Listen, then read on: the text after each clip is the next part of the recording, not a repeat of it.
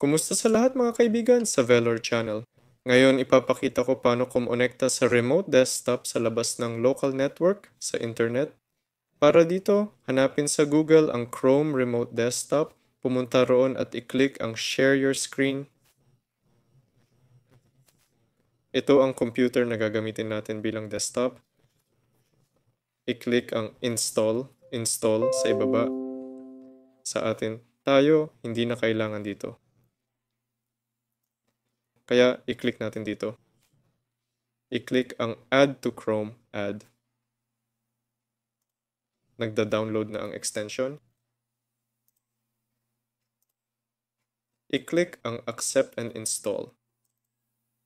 Bumubukas ito sa downloads, ini-install ang desktop. May setup na nangyayari ngayon. Maghintay.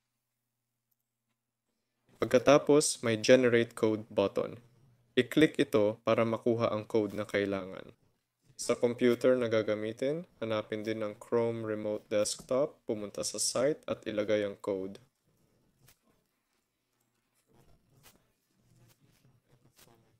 Tama?